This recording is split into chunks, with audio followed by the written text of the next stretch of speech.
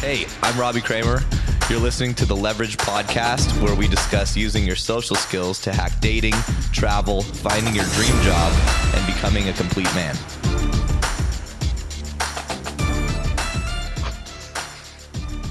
So we're back with my buddy Jared Psych Laurence, and we've had him on the podcast twice already. This is his third guest appearance.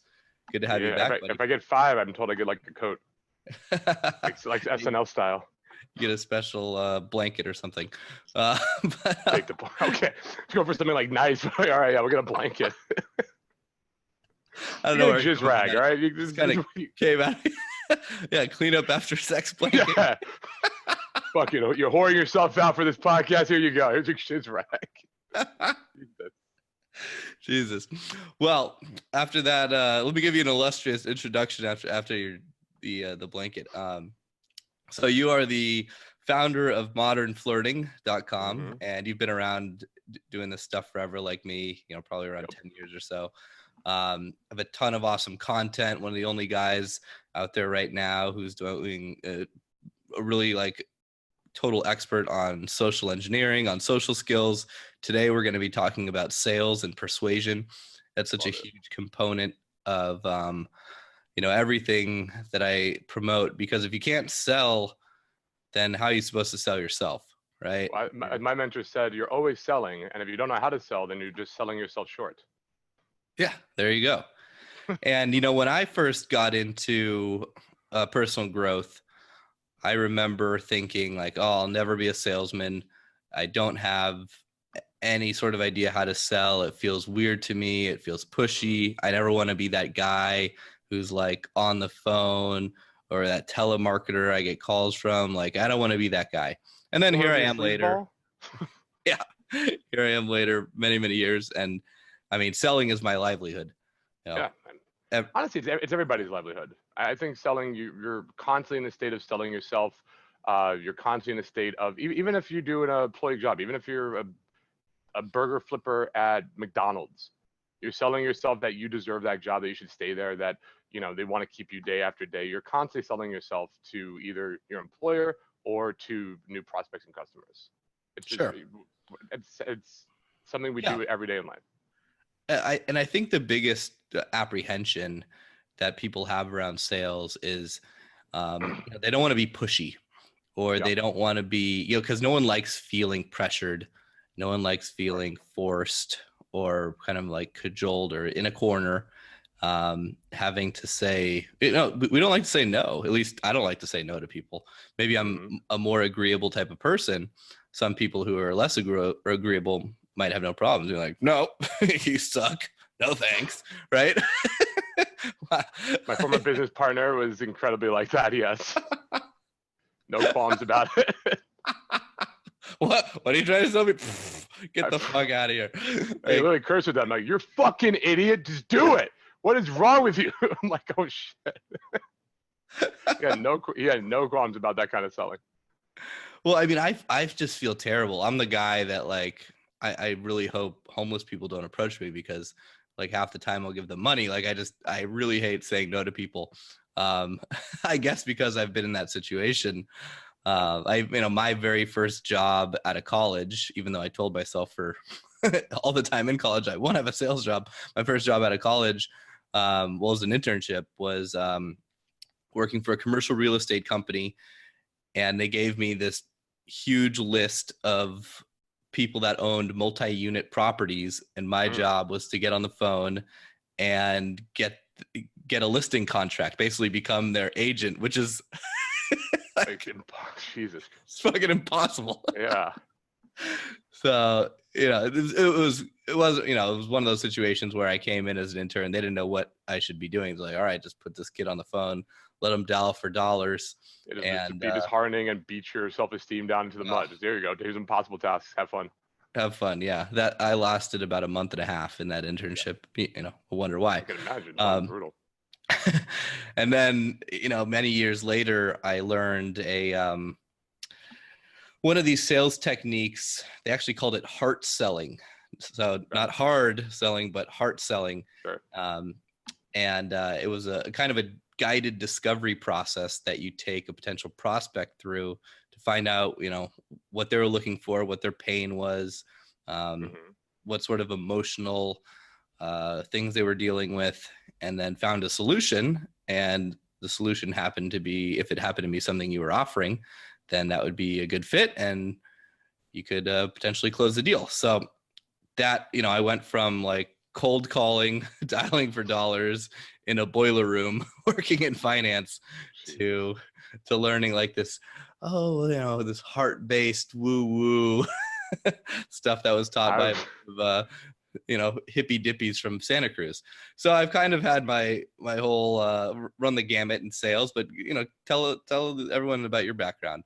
My background, so I like you. I hated it. I hated being that pushy guy.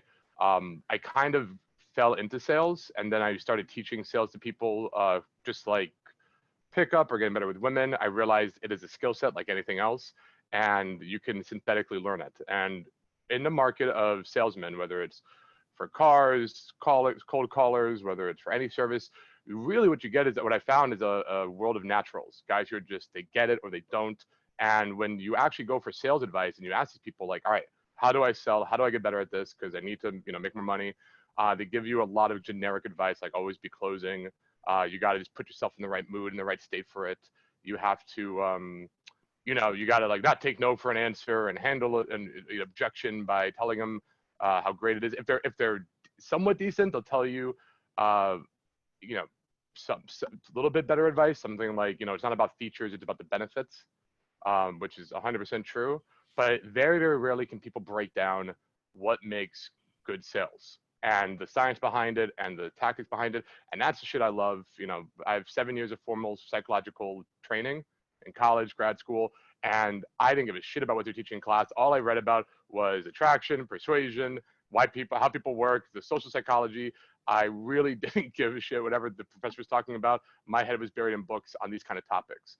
So I loved it from first an intellectual point of view, and then I started actually putting it into practice and realizing sales isn't so bad. It's not this thing of where you have to be like, come on, do it, like fuck you, do it, right? Like that's, to me, that's a bad salesman.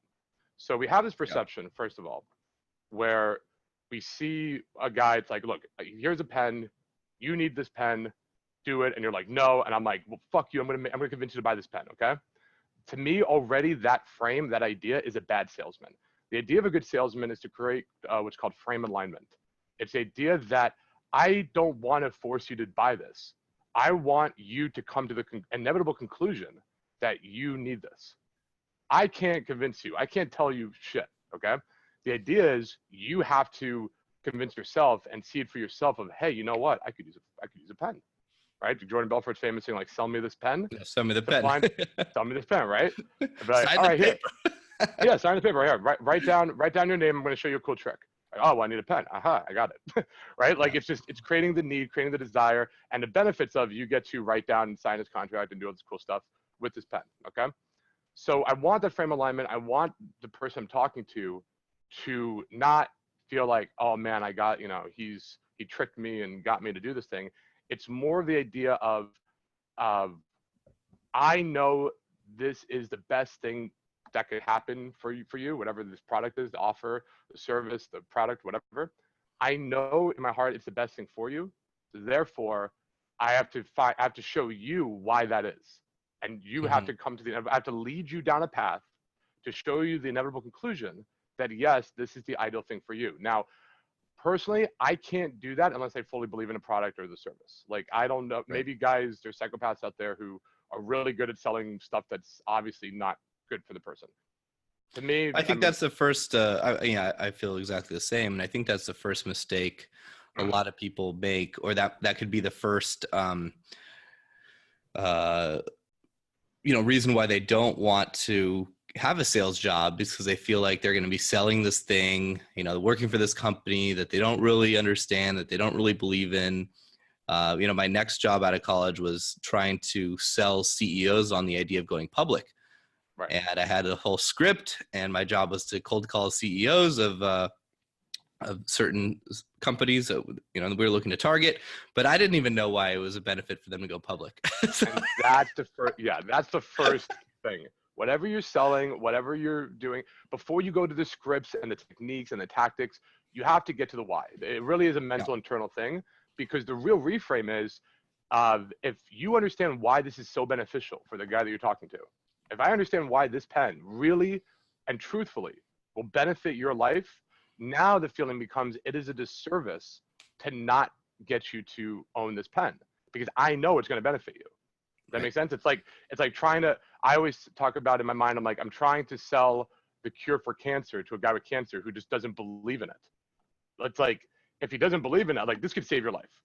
Yeah. And I get that this sounds magical and this sounds bullshit and this sounds scammy, but if you know in your heart of hearts, this can cure cancer right here, you would be out of your mind, and you would be an awful person not to do everything in your power to get this guy to buy this, to take it, right? Yeah. So that's kind of my mentality when it comes to selling. It's realizing the benefit of it yourself, and then going, all right, what step by step, now I can walk through the process to get the person to want whatever it is. And, you know, if we're talking about women, you're selling yourself to women. If you're talking about employment, you're selling yourself to the employer. You're talking about owning your own business, you're obviously selling your product or services. So we're always selling in some way.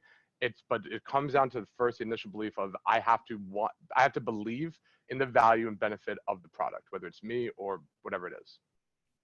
So I guess the first piece of advice would be, if you don't believe in it, you know, take a really hard look at why, and sell something else, I guess. Either sell something else or find the value of it, maybe that you didn't realize. Or improve it. Improve it. I see that a lot actually with guys that get into dating, is they, you know, especially guys that get into crap like pickup shit. You know, they're going out, they've got their spiel, they've got their, you know, their routine stack. But they know that it's phony, it's fake. And of course it's not going to work, because they know the product that they're selling or that they're peddling is crap. They're not even thinking of selling it. They're thinking of taking. A lot of those guys, you know, when selling, the mindset, again, so I can break down all the tactics for the guys who want to learn about selling, but the mindset of selling is you're giving, which is weird, because selling, it's like, come on, serving. You're serving. I like to say serving. And just to clarify what I meant before, that would, you know, I certainly felt like that when I first got into pickup. I was overweight, I was dorky, and I was like, all right, I didn't have a lot of money. I could go out and sell myself, but like, I'm going to get found out.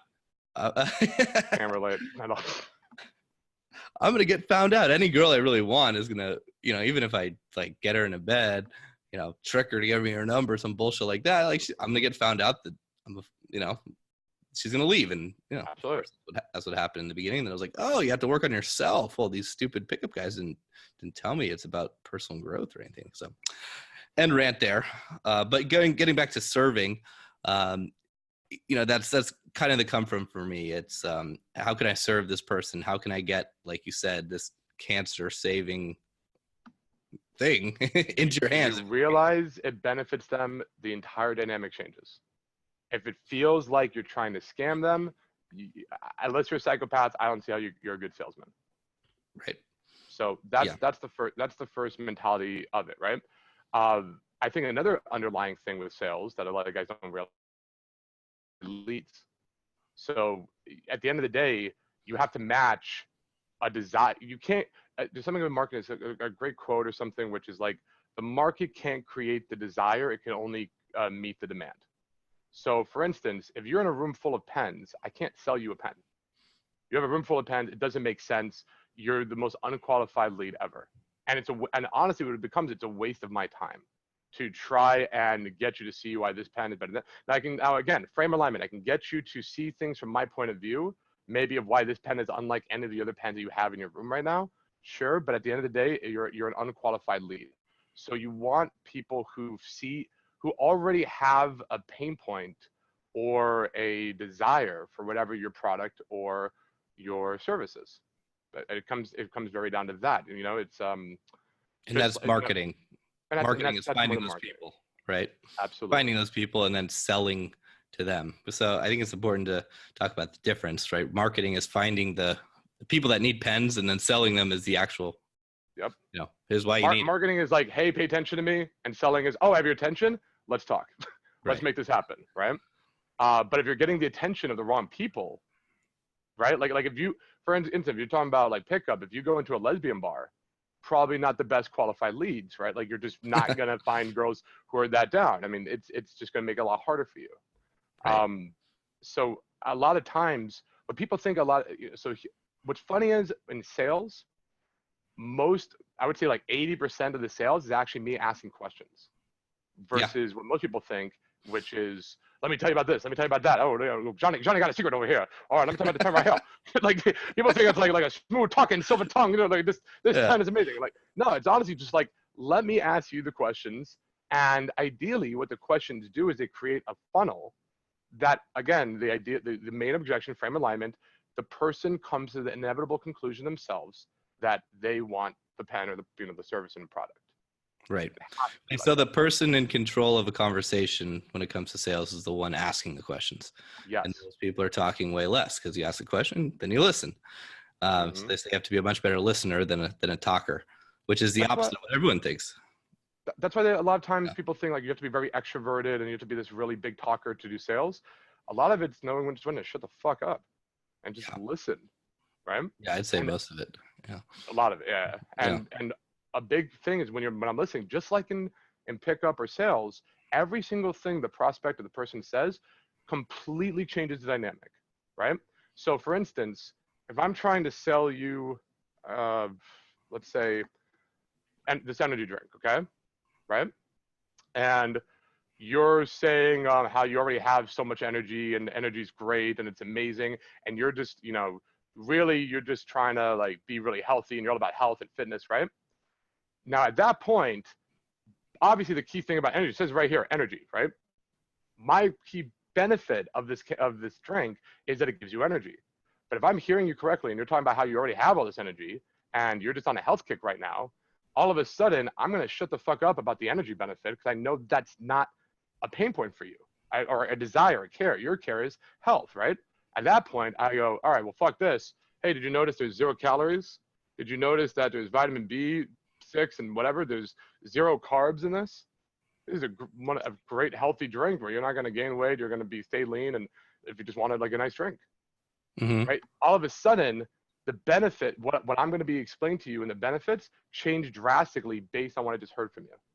Versus like I'm going to be a blind monkey in script and go, but the energy, it's the greatest energy drink out there. You're like, yeah, but I have tons of energy. Not this much energy. This is great energy. That's not going to work. So you have to hear and listen to the prospect of what do they desire. So then you can pivot and go, okay, how can my service and product help fit that desire, that pain point? So let's try to tailor this, I guess, for a few different people or a few different types of people that would most likely be listening. Maybe an entrepreneur. I guess why don't we first start with an entrepreneur who has a great idea for a company, who maybe is even, past the idea point. They're selling their widget, and they're not rich off it, right? They're trying to quit their job. I get a lot of. They're making 4 figures a year, 5 figures, something like that. What do we do for a guy like that? But now we're going to whole business development and skills, which I also love and I'm fine talking about. I'm just recently this year, I've been diving into 2 key topics, which is business development and success mindsets of what makes successful people successful in all areas of life. So I love talking about this stuff now, getting away from just sheer pickup. But I would say the first thing you have to understand is, going back to the selling aspect, is what it is you're selling. And there's 3 levels of what you're selling. There's impulse buy, there's moderate, and then there's high ticket, okay? Impulse buy, that's kind of where you want to just go, what most people think about selling. Just close, heavy, hard, come on, do it now, don't think, make them, you have to make it feel like an impulse. So if it's like a widget, that's an impulse buy. That's probably a $10 item where it's just like, come on, $10, like this is fun, just take it. Here, $10, here, let me sign you up right now. Here, how many widgets? You want 5 widgets, 10 widgets? It's fucking $10. What do you want? Right? Yeah. That's kind of the, I guess, okay, yeah, who cares, right? $10, who cares? All right? When it's low enough, and keep in mind, whether it's impulse, moderate, or high ticket, It's always going to be people buy based on emotion. Same thing with women, same thing with anybody. People make decisions based on emotion. There's a great phrase we all know, which is don't change their mind, change your mood, not their mind, right? If they're not wanting to do something, don't logic them to death. Change your mood, make them happy, make them want to invest. So if it's a widget salesman, I would say focus your sales structure on impulse buys. You don't need to go through this whole thing. Now, if the exact opposite, if it's a guy who's like, I'm selling, I don't know, like a big high ticket item service where it's like, I'm selling you on a cruise charter for 20 grand or something, right? Like some big high ticket item. Now what we're talking about is we have to take them through a very systematic funnel, because no one's going to make an impulse decision like that. The best book I know for high ticket sales is something called spin selling. And spin selling stands for situation, problem, implication, need. And what you do is you get your situation, you ask the questions, figure out what's going on. Then you get the problem points, their problem points. The biggest thing with sales, again, what I find when I'm been training salesmen, guys who, and I trained some sales guys who've been doing it for years, and they're like, no one breaks it down like this. No one understands it this way, because again, it's like being trained by naturals. So they understand the mindsets, but they don't understand the tactics. And they're like, this is amazing. So once you get their problem points, it changes everything you're doing. You're not blindly saying, hey, here's why you need this. You're listening, going, okay, that's their problem. I'm hearing the problem. I'm hearing what their issue is. And now the idea is we're going to expand that. We're going to go into the implication. And that's the most important point. What does this imply if this problem doesn't get fixed? What does this mean? Are they okay with this problem being here in 5 years from now? Are they, what's the alternative? If they don't do what you're suggesting, then what does that imply? What else are they going to do? Do they have another alternative? Why is those alternatives shit, right?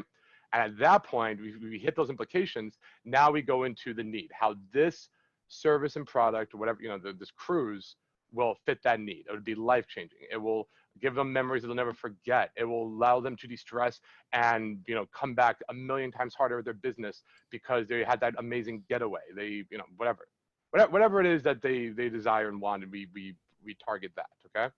That's a great book. What's the difference between the implication and the need? What's the distinction? So the implication is what happens if the problem doesn't get fixed. Okay. So here's a problem. What does that mean? It's like, oh, I'm not good at talking to girls. Okay, that's a problem.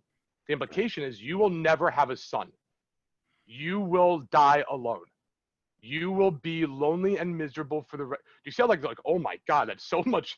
Like, there's a problem talking to girls, but these are real implications. Right. Now, the need is just take a boot camp or listen to these calls or, just take some action, go approaching. The need is the solution or the close, you could say. Okay. Yes. Yeah. So that's basically the funnel. And that's the easy funnel. I have like a 12-step script here of, how I take them through, but that's like the basic type of funnel. Gotcha.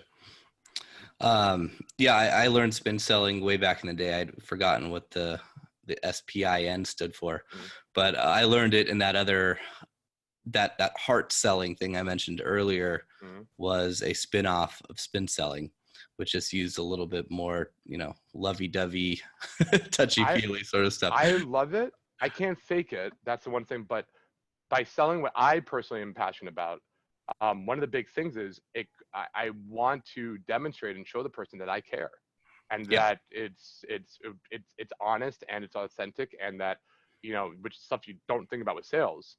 But again, like I said, when you fully understand that, I know in my heart of hearts that what I'm doing is going to benefit your life for the better. I know for a fact it's going to benefit your life for the better.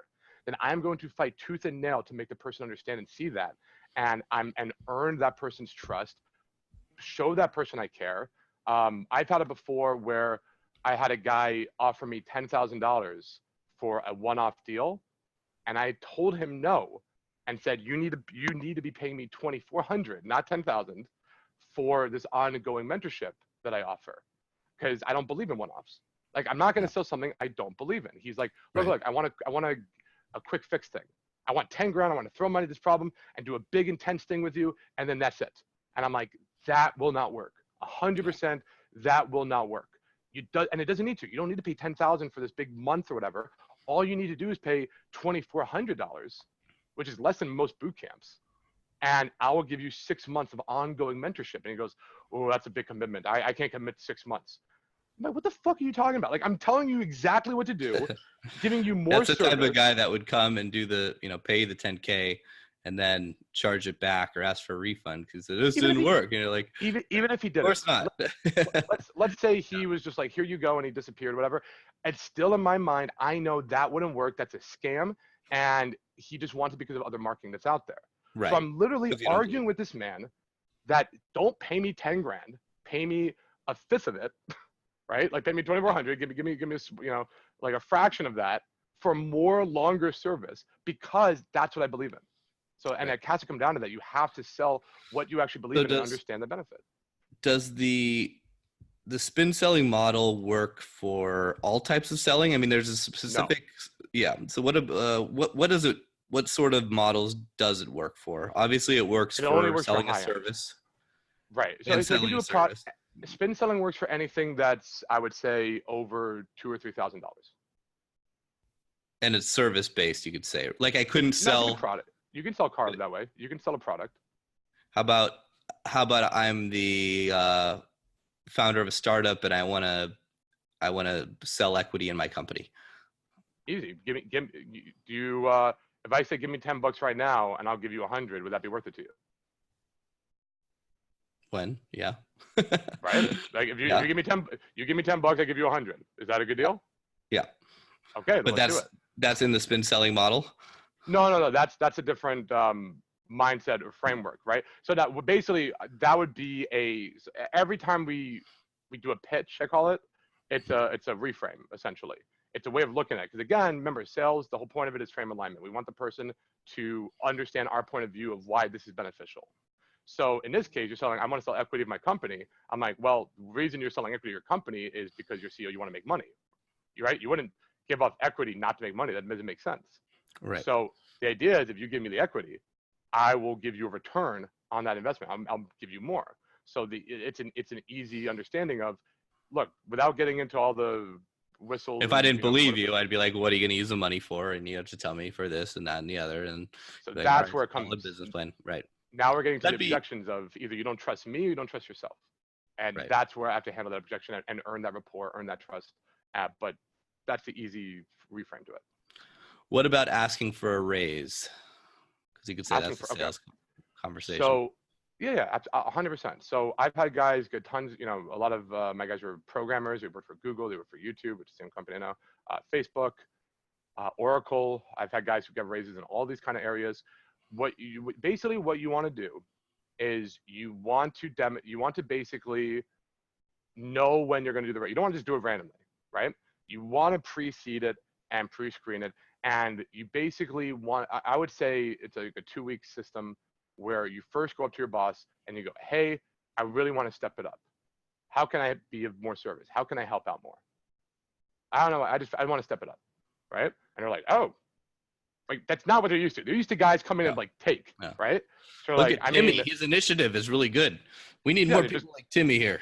Yeah. And you're not doing it right after you. It's basically the idea of I want to give value and I want nothing in return.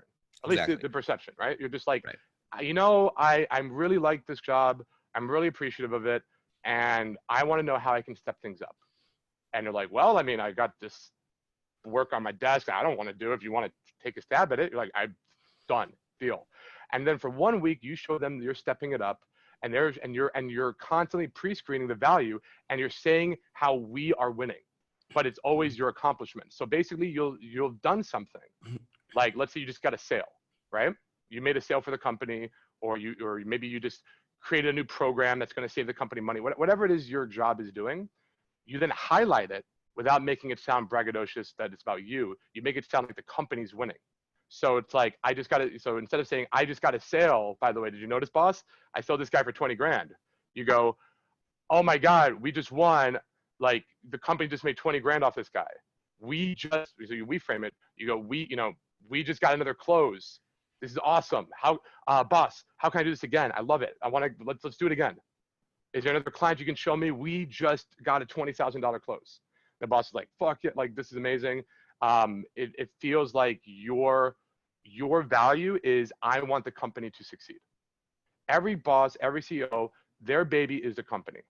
What they want more than anything, honestly, more than a hard worker, guy who's always grinding and stuff, what they want more than anything is someone who shares their vision, and somebody who also is passionate about seeing the company grow, because that's their baby, right?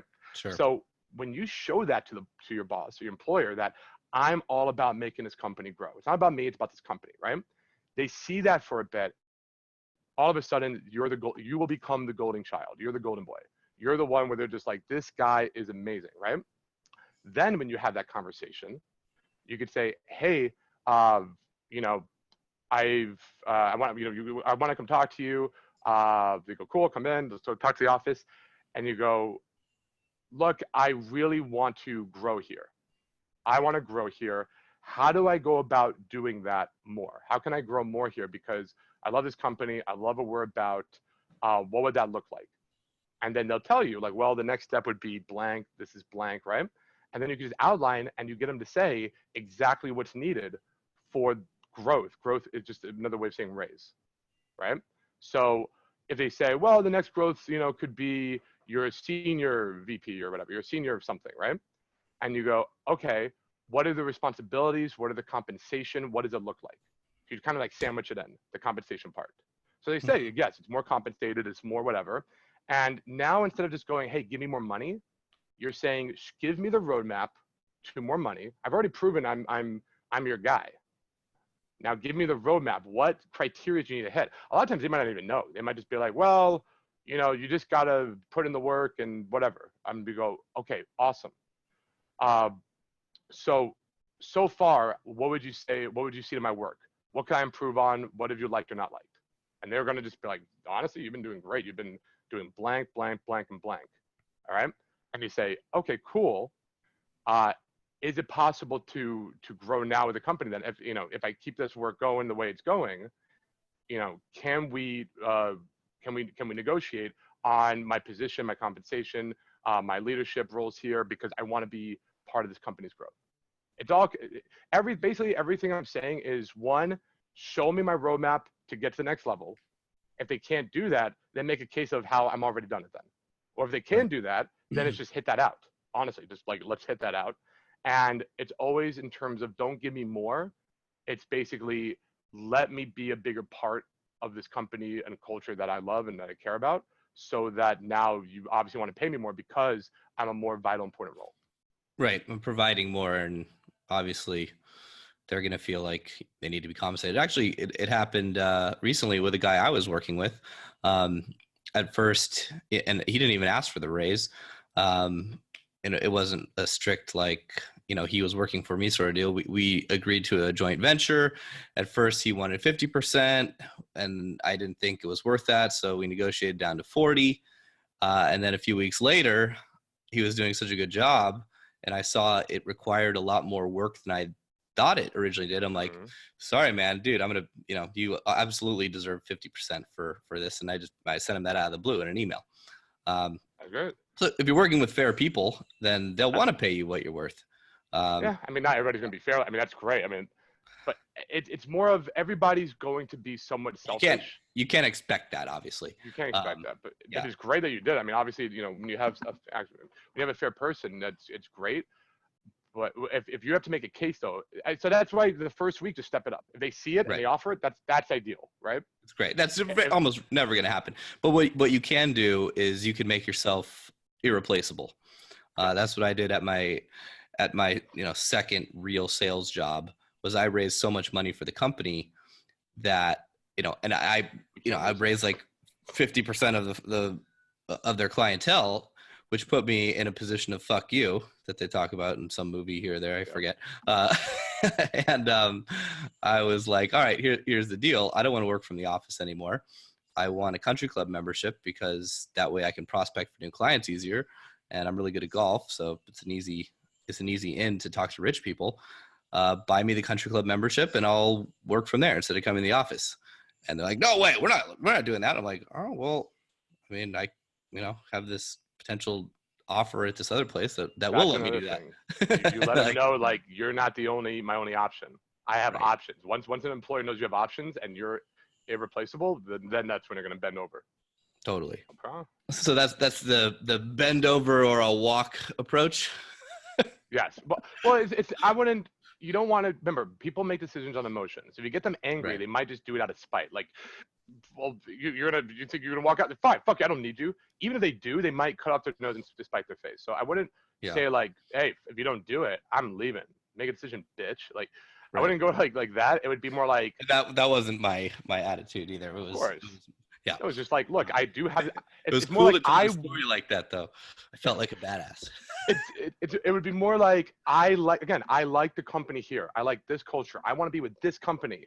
But at the end of the day, I have to do what's best for me. And they're offering me this country club and they're offering me a higher pay and they're trying to steal me away. And I don't like it, the fact that they're doing that.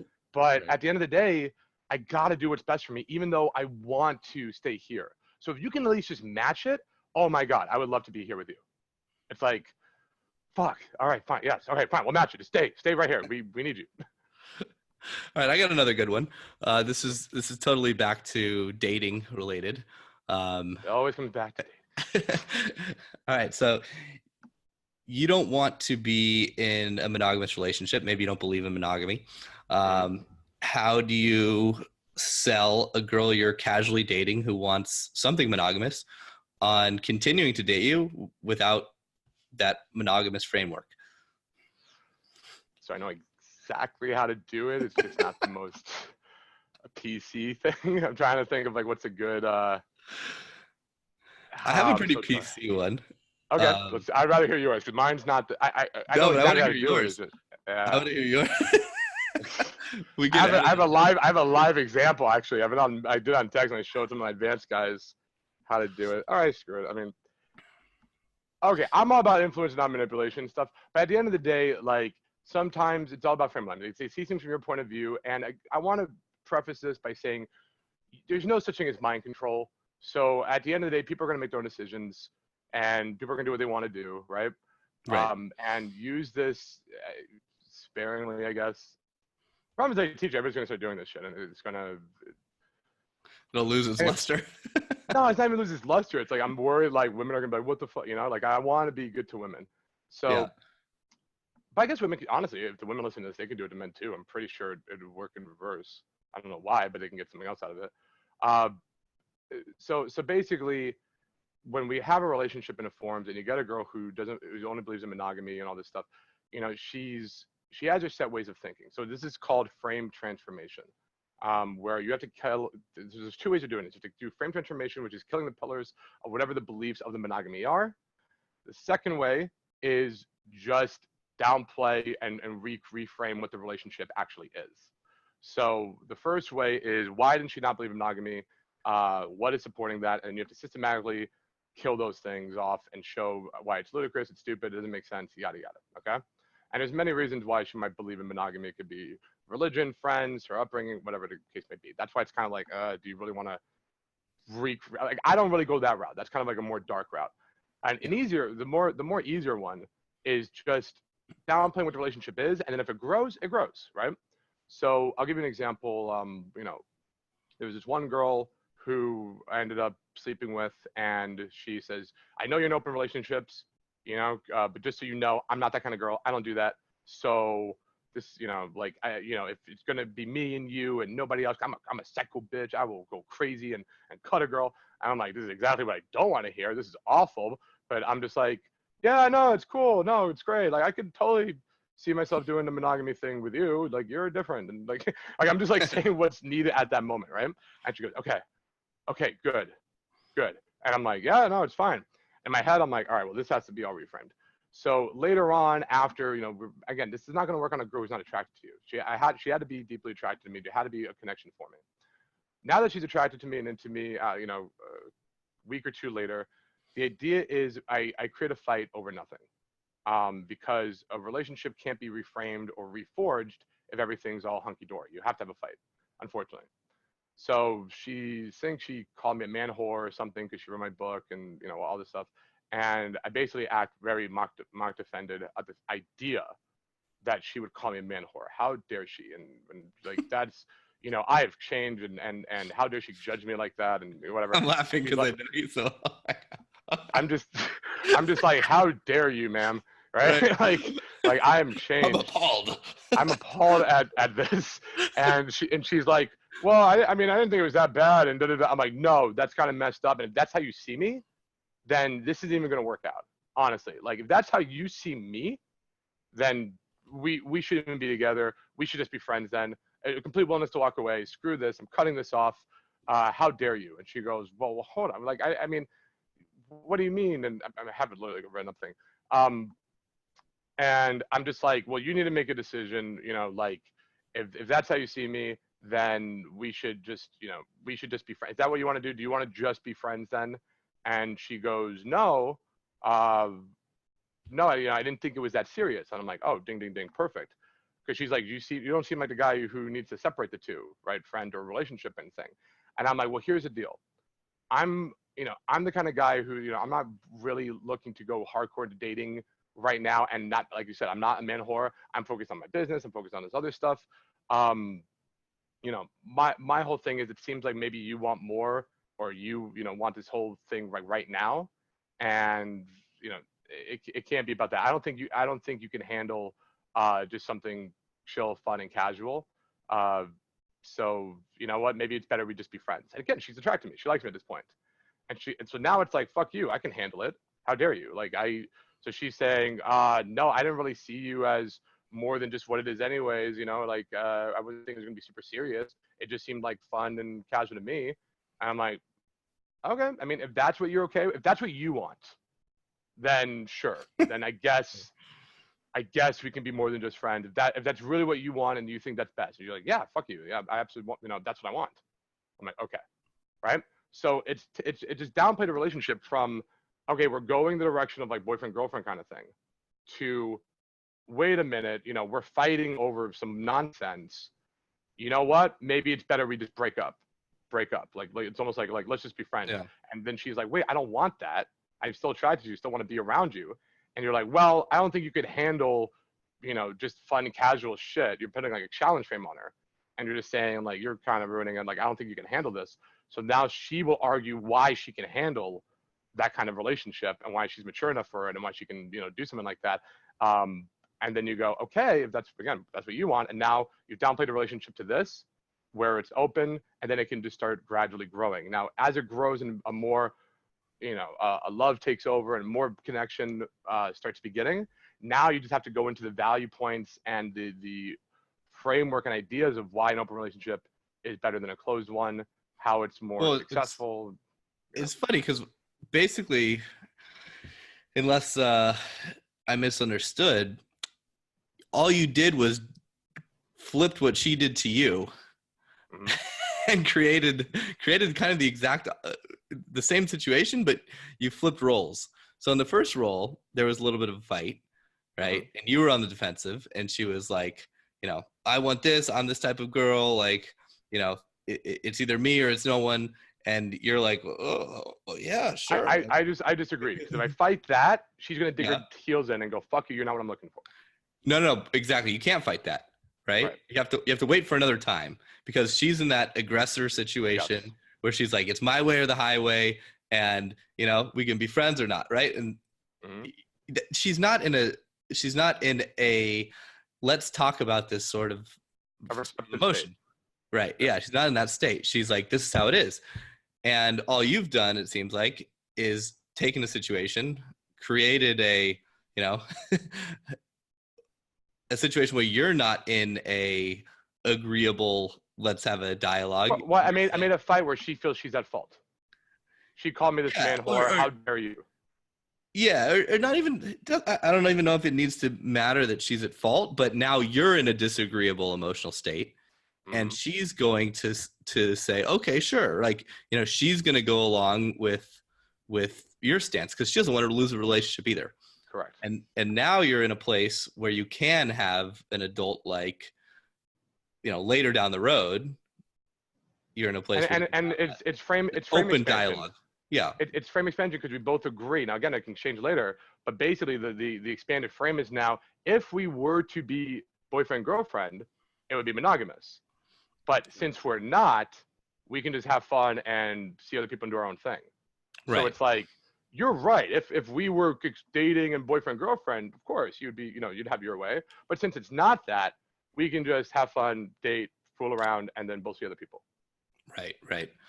I think that's an important point because, in the beginning you were a little hesitant to talk about it because I'm guessing that's because that you're kind of contriving this fight sort of deal, right? You're blowing it out of proportion that she called you a man whore, even though you're Right. like, I call it creating the well, where you're just making her feel really bad and guilty, and she's like, oh, I fucked up, and I don't want to feel this way. And then you're like, well, here's how to fix it. And then how to sure, fix it. So to me, that is a bit manipulative. Like, I don't like that. But obviously, at the end of the day, like I said, there's no mind control, and yeah, it is going to be willing to walk away. And at that point, it's not like I'm manipulating, controlling her mind. It's what does she want to do? Does she want to just be friends? And if she did, I would respect that, and yeah. that's a clean break. Or does she want to accept the new frame? That's all it comes down to. I do. It's so important when you have the conversation and the sort of mindset you're in and she's in when that conversation takes place, right? Because Yes.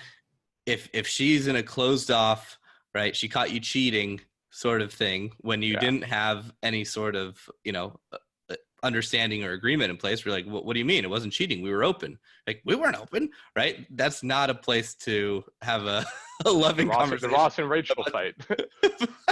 About the future of your relationship, right? Yes. That's not when you want to have that talk, right? Mm-hmm. So I see what you're doing more as a way to, like set aside that and have the talk at a later date when. Yeah, it's like choose your battle. Yeah, sort of thing. Yeah. So, and I never thought about it that way, because typically guys just want to know, all right, she's pressuring me to be monogamous. I don't want to be monogamous yet. Yeah. What do I do? And I think that's an important distinction. Is, well, first you have to make sure you have the conversation in a place where both are open and or potentially open to finding out, to learning another way of relating to each other. Mm-hmm. So, and you were the one who initially told me to watch Monogamy Explained, that Netflix. That's probably the best screener. Yeah, I'd already read going. Sex at Dawn, and Monogamy Mm-hmm. Explained is basically a 20-minute, much easier to digest version of Sex at Dawn by Chris. Maybe you're just sitting there with your girl. You're like, oh, what's this on Netflix? This is interesting. You put it on, 20 minutes, you're going, Right. It makes some that's the marketing. That's the marketing. And if she's open to it, you have a potential. You're getting her thoughts. You're looking at her. You're like, right. I never thought of it this way. Like, so now it gets a conversation going in a great way that pre-screens it. Totally. So that was good. I like it. Obviously, with the stuff that you and I, the way that you and I live our lives, guys tend to get in this situation more when they're doing cold approach. Yep. Because especially day game, because the whole kind of premise of approaching a girl on the sidewalk and being direct and then going on a couple dates, hooking up, going on more dates, that whole premise kind of leads towards a monogamous relationship. Versus if you're out, you got a bunch of friends, she sees you in an environment where obviously there's other girls that are attracted to you. You're flirting with them. They're flirting with you. She must assume that, these people all seem very flirty. It's probably one of those sorts of social circles where everyone walks around, everyone has fun. She'll quickly get the feeling like, oh, okay, this is the sort of thing that most people probably aren't monogamous. That's where I thrive. That's where I like. Well, I got so sick of just dealing with, that kind of 1 to 3 month, maybe 6 month cycle where you go out, you day game, meet a girl, you date her for a while. She tells you, let's be monogamous. You say, not really ready for that. Maybe down the road, we'll see. You got a 3 or 6 month shelf life for an LTR. Like it's totally not gonna. At most, I think I made it last like 9 months, and that was like legendary. It was like It's like really it's exactly what you said. It's like 3 to 6 months is like the norm. Also, but like guys have to realize this is old school shit that doesn't make sense anymore. Like back in the day, back in the 50s, you know, if you were the best door-to-door salesman, you were the king. And everybody's like, let me teach you my legendary door-to-door sales tactics. It is amazing. That's how you make real money, right? It's 2019 now, guys. Like we have the internet. We have, you know, basically day game to me is like cold calling and door-to-door sales, while social circle is like passive income through ClickFunnels. It's just it's just an online passive marketing thing that just brings more and more women into your life while you are lazy and doing nothing. Okay. So when these guys are like, oh, I love the cold approach, but by the way, you have to know how to do it because it teaches you all the right skill sets. So you have to know how to do cold approach. But once you do, stop being cold approach guy because he's weird and random and girls don't really respond to him. And you will never have true abundance as a cold approach guy. I thought I knew what abundance was. I really did. As a cold approach guy, I really thought I get like 2 girls a week and I know, you know, I got all this abundance. You have no fucking idea what abundance is until you do Social Circle. And every night out, you are introduced to like 5 to 15 new girls or just always just flowing through you. So like with business, you know, the idea is that passive income, Social Circle is basically just passive pussy, right? It's just, you do nothing. You are lazy. You just show up and you have to turn down, like you have to turn down women. Yeah. And for the first time in my life, I was like, holy shit, this is what it's like to be a hot girl. I have 3 or 4 girls tonight hitting me up to hang out, and I just can't because I want to work and do some other shit. And I got to be like, oh, shut up, bitch. Leave me alone. Like I'm ignoring text messages because it's like, I don't know what to say to you. Like, or the girls would be like, hi. And I'm like, that's a stupid opener. Go fuck yourself. Like, yeah, I'm looking at them like, nah, you lose, girl. Like, just that's stupid. And if a girl gives me resistance where it's like, hey, okay, maybe I like you. And she's like, oh, I don't know. All right, I'm just going to friend zone you. Fuck you. Like, we're just friends then. She goes, wait, what? You're not trying to, no. I got a million, like, fine. You want to be friends? Cool. I have no time to play that like chasing game and back and forth. If you're not into it, fuck, you have 20, I'm literally right here in front of me, 20 other options. Like you came out with me and saw yourself, like just one event, the Rosé all day, you know, where you're just littered. Like if one goes not into it, I can't even talk to the amount of girls I want to in that limited time frame, if that makes sense. Right. So if you're a guy listening to this and, you know, you've earned your chops, you've done some day game, you've done some cold approach. What's the best way to transition into the social circle sort of lifestyle? Wonderful money question. So number one, I would say start by reading the book, Never Eat Alone. I think that is the bare basics and bare bones of social circle game. The second thing now is ask yourself, do I have 5 female friends? Like friends, maybe it's a little bit flirty with, but friends, girls I'm not sleeping with. And then ask yourself, do I have 5 female friends of girls I would sleep with, I find attractive? I have some friends who are trying to do this, like, I'm getting female friends. I'm like, they're atrocious. You would never sleep with them. And they're only going to introduce you to other girls that you would never be interested in. They go, fuck, you're right. So it's like, you need actually have 5 female friends of girls of the quality that you would want to get with. And yeah, guess what? It means some fucking self-control. Keep your dick in your pants. Like, really what it comes down to. Like, I swear, I friends, guys who are very good with women, attractive guys who have a lot of money and are very successful in life.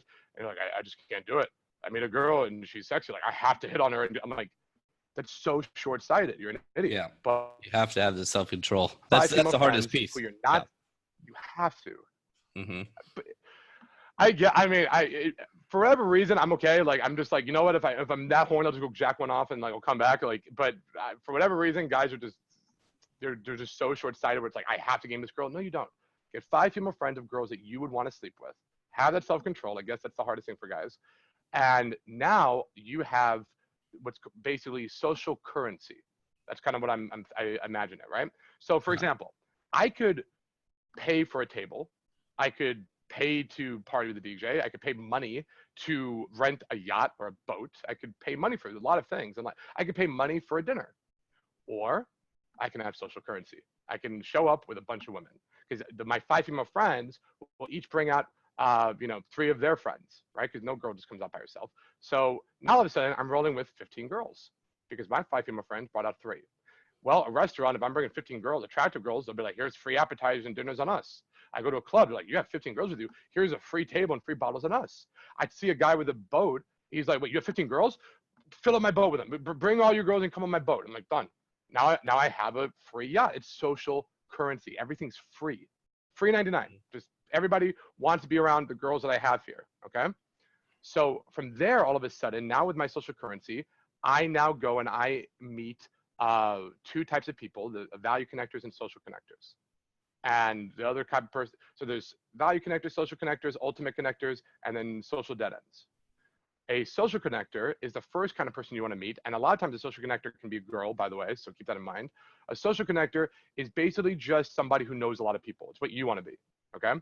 So if you become, your goal, first goal, if you just want to start a social circle, become best friends with a social connector. So basically Robbie or me or somebody who knows a lot of people, that's the ideal, right? Because they will introduce you to everybody else, and then you can start being a social connector.